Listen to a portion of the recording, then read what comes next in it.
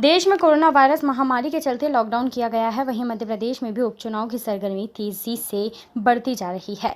कई प्रबल दावेदार निकल कर आ रहे हैं, जिसमें एक नाम ग्वालियर के दिग्गज कांग्रेस नेता अशोक शर्मा का है, जिन्होंने पत्रकारों से चर्चा करते हुए कहा कि ग्वालियर 15 विधानसभा यदि उन्हें पार्टी उम्मीदवार बनाती है तो ऐतिहासिक जीत दर्ज करेंगे।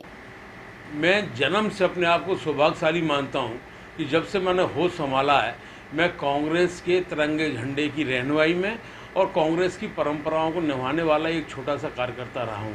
मैं सदैव से कांग्रेस की सेवा करता रहा हूं। एक कार्यकर्ता तब भी था, आज भी हूं और निश्चित तौर पर जब तक मैं जीवित हूं, मैं कांग्रेस के ही एक समर्पित कार्यकर्ता की मेरी पहचान बनी रहे, यही मेरी सोच है। दूसरा, विधानसभा के चुनाव हैं, ये तो होते रहते हैं चुनाव, लेकिन कार्यकर्ता को न्याय मिले, जो कार्यकर्ता जनता से जुड़ा हुआ है, जो उनके दुख और तकलीफ में सहयोगी साबित होता है, जो हमेशा उनकी आवाज़ को बुलंदी के साथ में उनकी आवाज़ मिलाता है और जो हमेशा उनके लिए प्राणपण से तैयार रहता है, वो कांग्रेस के कार्यकर्ता निश्चित तौर पर मैं अपने आप को पाता हूँ कि मैं उनके बीच का हूँ और हमेशा से उनके बीच में रहते हुए जो कुछ भी संभव हुआ है मैंने उनके लिए किया है। जब जेसी मिल बंद हुआ था तो जेसी मिल हमारा बहुत बड़ा यहाँ पर औद्योगिक क्षेत्र था। जेसी मिल था, सिमको, रैन, स्टील फाउंड्री, ये सारी की सारी फैक्ट्रियाँ भारतीय जनता पार्टी के शासनकाल में बंद हुई। ये बहुत बड़ा हमारा आरोप है और हमारा नहीं, आम जनता का ये आरोप है कि भारतीय जनता पार्टी रोजगार को छीनने का काम करती है, कांग्रेस रोजगार मुहैया कराने का काम करती है। हम उस समय से आवाज़ उठा रहे हैं कि यहाँ पर 9000 परिवार जो हमारे जैसमिल से जुड़े हुए लोग थे, आज कई सालों से बेरोजगार हैं, बेघर हैं। आज हर घर में जो बुजुर्ग है वो अगर बीमार होता है तो उनकी दवा के लिए भी उनका इलाज नहीं करवा पा रहा परिवारजन।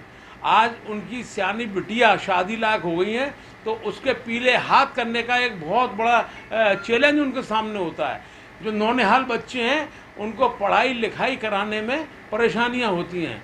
तो निश्चित तौर पर कांग्रेस ने हमेशा से मजदूरों की बात उठाई है, मैंने हमेशा से मजदूरों की बात उठाई है।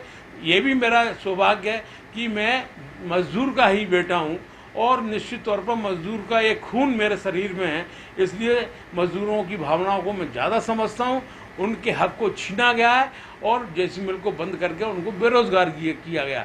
यही नहीं, मेरा एक आरोप और है कि जो खून पसीने के जो पैसा मजदूर का फंड के रूप में जमा होता था, वो फंड करोड़ों अरबों रुपए का आज भी कोई देनदार नहीं है। आज भी मजदूर की जो खून पसीने का ईमानदारी का फंड का रूपी राशि है, उसको भी देने की हम बात करते हैं तो हमेशा आश्वासन मिले।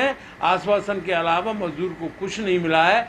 हम चाहते हैं कि मजदूर का जो खून पसीने का पैसा है वो सरकार उनके पैसे को मुहैया कराए। निश्चित तौर पर बहुत आवश्यक है, उनको जीवन यापन करने में परेशानी आ रही हैं, तो हम चाहते हैं कि वो पैसा उनको मुहैया कराया जाए। आज रोजगार नहीं है, आम आदमी परेशान है, उसके बाद में बिजली के बिल अनाप शनाप आ रहे हैं।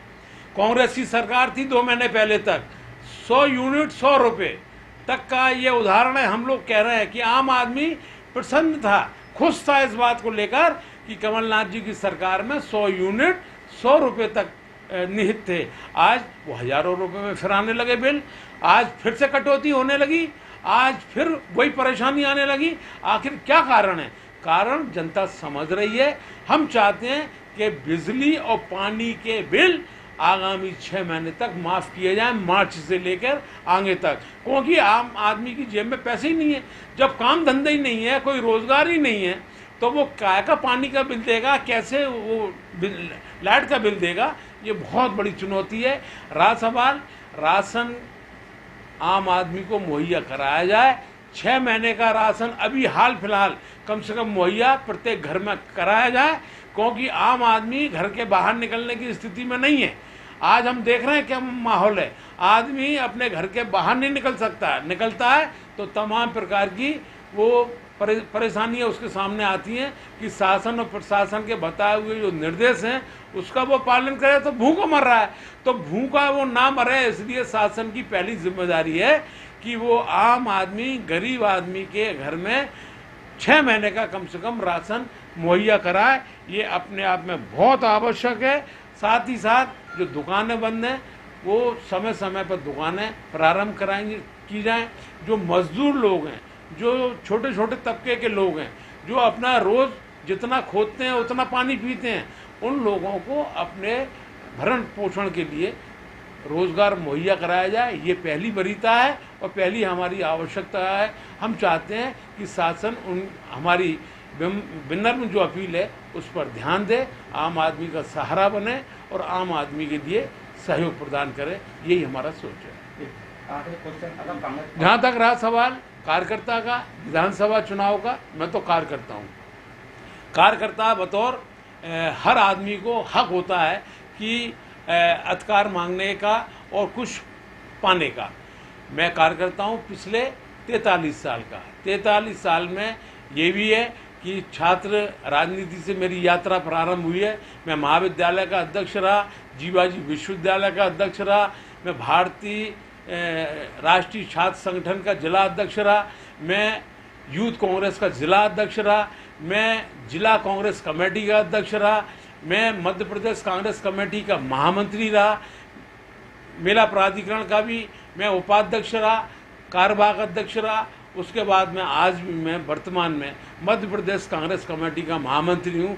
ये मेरा समर्पण है, ये मेरी लगन है, ये मेरी तपस्या है, ये कांग्रेस पार्टी के प्रति मेरी आस्था है।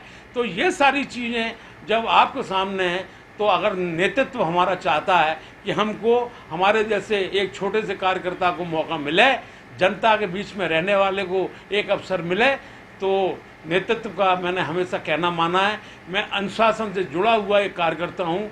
अनुशासित ढंग से जो भी पार्टी का शीर्ष नेतृत्व हमको आदेश करेगा, मैं उसके लिए तैयार हूँ। मुझे मौका मिलेगा तो निश्चित तौर पर जनता के सहयोग से हम जीत हासिल करेंगे, यही मेरी कामना है। ब्यूरो रिपोर्ट, खबर मध्य प्रदेश।